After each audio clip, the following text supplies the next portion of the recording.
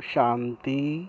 आज तारीख है 2 मार्च 2021। अभी सुनेंगे प्यारे परमपिता परमात्मा शिव बाबा की विस्तार से मुरली।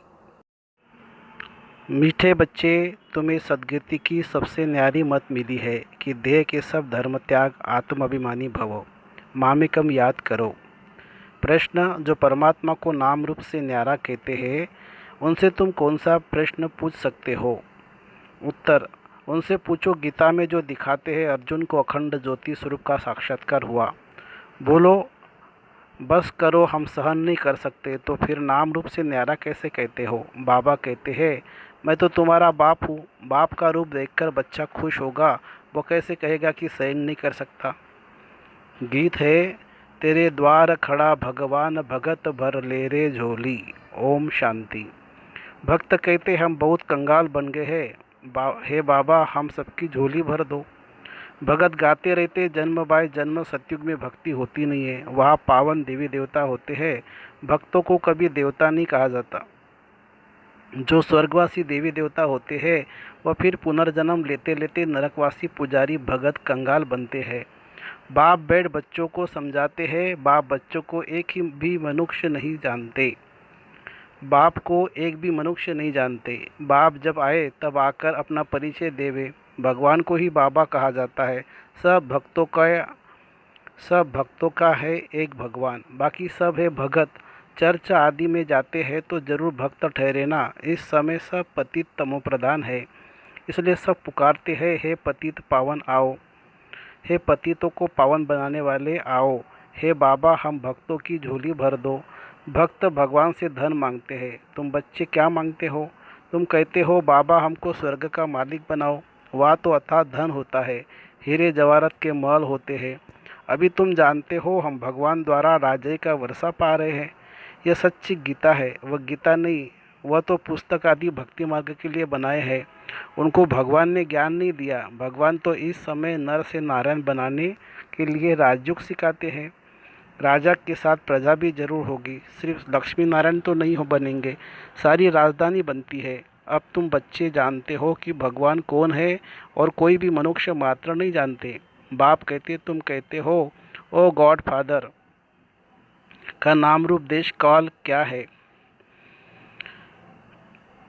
न भगवान को जानते हैं न उनकी रचना को जानते हैं। बाप आकर कहते हैं कलप कलप के संगम पर आता हूँ, सारी रचना के आदि मध्य अंत का राज मैं रचता ही आकर समझाता हूँ। कई तो कहते हैं वह नाम रूप से न्यारा है, वह आ नहीं सकता। तुम जानते हो बाप आया है। शिव जयंती भी निराकार की गाई जाती है, तो कृष्ण जयंती भी गाई जाती है। अब शिव जयंती कब होती है वो मालूम होना चाहिए ना। जैसे क्रिश्चियन को मालूम है कि क्राइस्ट का जन्म कब हुआ, क्रिश्चियन धर्म कब स्थापन हुआ। यह तो है भारत की बात। भगवान भारत की झोली कब भरते हैं? भगत पुकारते हैं, हे भगवान झोली भर दो, सदगति में ले जाओ, क्योंकि हम दुर्गति में पड़े हैं, तमोप्रधान है। आत्मा ही शरीर के साथ भोगती है। कई मनुष्य साधु संत आदि कहते कि आत्मा निर्लेप है, कहते भी है कि अच्छे व बुरे संस्कार आत्मा में रहते हैं, उस आधार पर आत्मा जन्म लेती है। फिर कहते आत्मा तो निर्लेप है। कोई भी बुद्धिवान मनुष्य नहीं जो समझाए। इसमें भी अनेक मत है। जो घर से रूठते हैं वह शास्त्र बना देते हैं।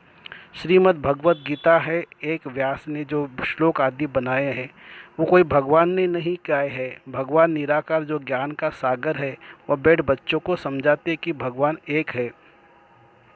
भारतवासी को यह पता नहीं है, गाते भी है ईश्वर की गतमत न्यारी है। अच्छा कौन सी गतमत न्यारी है? ईश्वर की गतमत न्यारी है, यह किसने कहा? आत्मा कहती है। उसकी सद्गति के लिए जो मत है उसको श्रीमत कहा जाता है। कलप कलप उनको आकर समझाता हूँ, मन मना भवो, देह के सब धर्म त्याग आत्म अभिमानी भवो। मामेकम याद करो। अभी तुम मनुष्य से देवता बन रहे हो। इस राज जो कि एम ऑब्जेक्ट है ही लक्ष्मी नारायण बनना। पढ़ाई से कोई राजा बनते नहीं है, ऐसा कोई स्कूल नहीं है। गीता में भी है, तुम बच्चों को राजयोग सिखाता हूँ। आता भी तब हूँ जबकि कोई भी राजा का राज्य नहीं रहता। मुझे एक भी मनुष्य बिल्कुल नहीं जानते। बाबा कहते हैं कि तुम बच्चों ने इतना बड़ा लिंग जो बनाया है वो मेरा कोई यह रूप नहीं है। मनुष्य कह देते कि अखंड ज्योति रूप परमात्मा तेजोमय है। अर्जुन ने देखकर कहा बस करो, मैं सहन नहीं कर सकता। अरे बच्चा बाप का रूप देख सहन न कर सके, यह कैसे हो सकता है?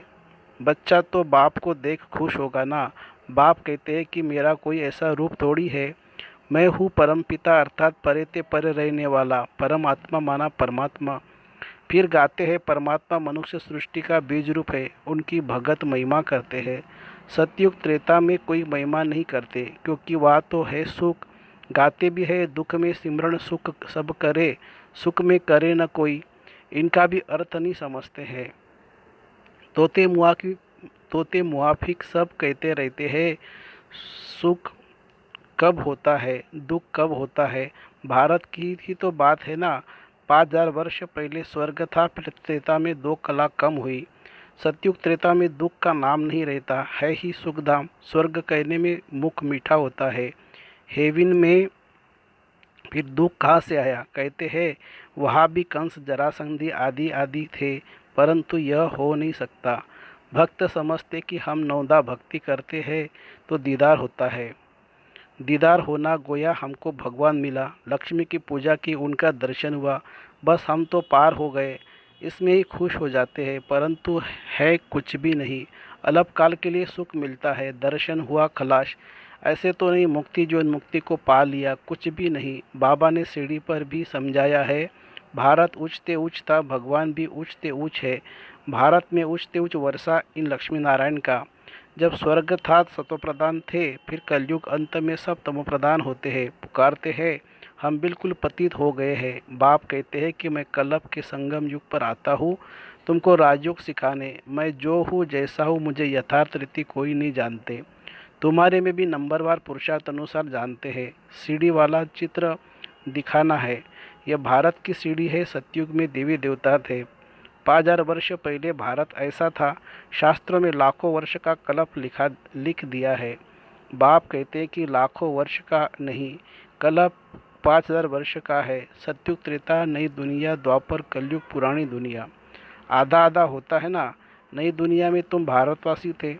बाप समझाते हैं मीठे बच्चे, अभी तुम अपने जन्मों को जानते हो,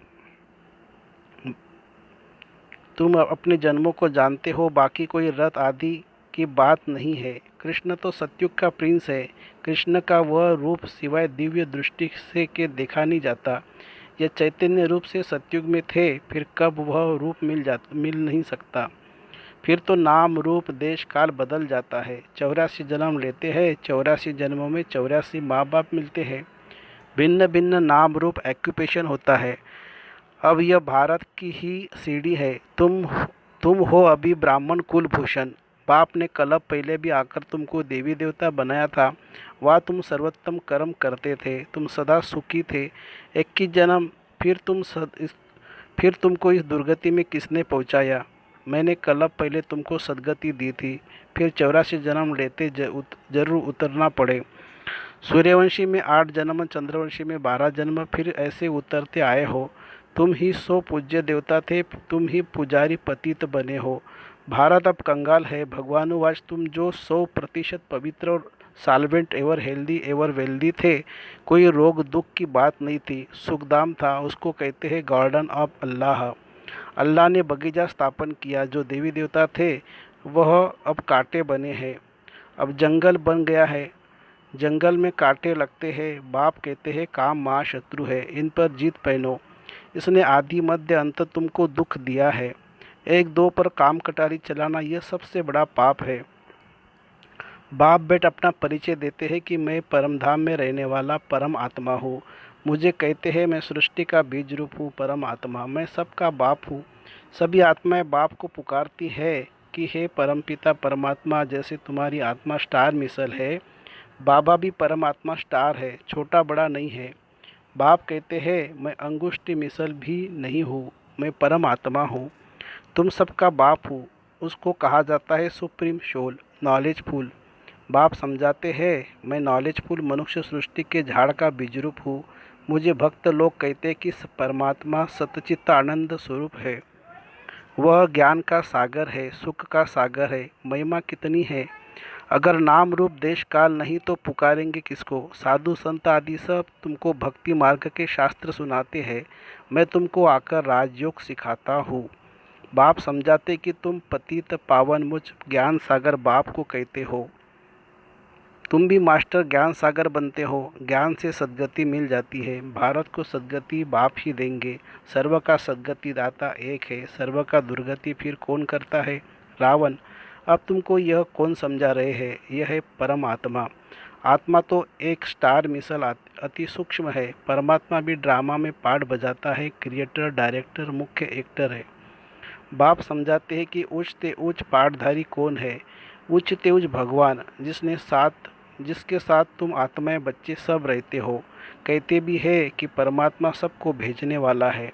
यह भी समझने की बात है। ड्रामा तो अनादि बना हुआ है। बाप कहते हैं कि मुझे तुम कहते हो ज्ञान सागर, सारी सृष्टि के आदि मध्य अंतों को जानने वाला। अभी ये जो शास्त्र आदि पढ़ते हैं इनको बाप जानते हैं। बाप कहते हैं मैं प्रजापिता ब्रह्मा के द्वारा सभी शास्त्रों का सार आकर बताता हूँ।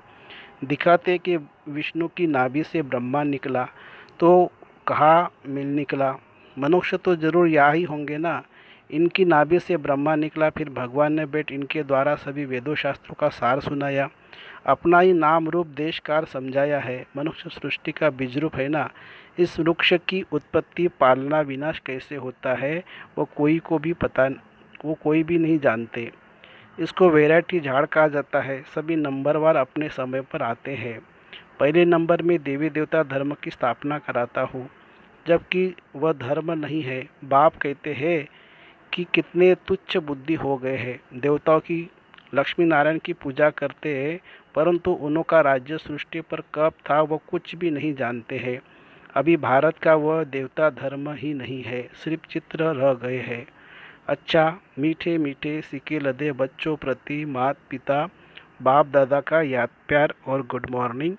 रूहानी बाप की रूहानी बच्चों को नमस्ते। हम रूहानी बच्चों की रूहानी मात पिता बाप दादा को याद प्यार, गुड मॉर्निंग और नमस्ते बाबा, नमस्ते। धारणा के लिए मुख्य सार। पहली पॉइंट, मास्टर ज्ञान सागर बन पतित से पावन बनाने की सेवा करनी है। बाप ने जो सब शास्त्र का सार सुनाया है वह सब बुद्धि में रख सदा हर्षित रहना है। दूसरा, एक बाप की श्रीमत पर हर पल पालना करना है। देह के सब धर्म त्याग आत्माभिमानी बनने की मेहनत करनी है। वरदान, अपने दिव्य अलौकिक जन्म की स्मृति द्वारा मर्यादा की लकीर के अंदर रहने वाले मर्यादा पुरुषोत्तम भवो। जैसे हर कुल के मर्यादा की लकीर होती है, ऐसे ब्राह्मण कुल के मर्यादाओं की लकीर है। ब्राह्मण अर्थात दिव्य और अलौकिक जन्म वाले मर्यादा पुरुषोत्तम। वे संकल्प में भी किसी आकर्षणवश मर्यादा का उल्लंघन नहीं कर सकते। जो मर्यादा की लकीर का संकल्प में भी उल्लंघन करते हैं वो बाप के सहारे का अनुभव नहीं कर पाते। बच्चे के बजाय मांगने वाले भक्त बन जाते हैं। ब्राह्मण अर्थात पुकारना मांगना बंद। कभी भी प्रकृति व माया के मोहजित नहीं, वे सदा बाप के सरताज रहते हैं। कभी भी प्रकृति व माया के मोहताज नहीं, वे सदा बाप के सिरताज रहते हैं। स्लोगन है, शांति दूत बन अपनी तपस्या द्वारा विश्व में शांति की किरणें फैलाओ। शांति दूत बन अपनी तपस्या द्वारा विश्व में शांति की किरणें फैलाओ। अच्छा, ओम शांति शांति शांति। शुक्रिया बाबा, शुक्रिया। Thank you Baba, thank you.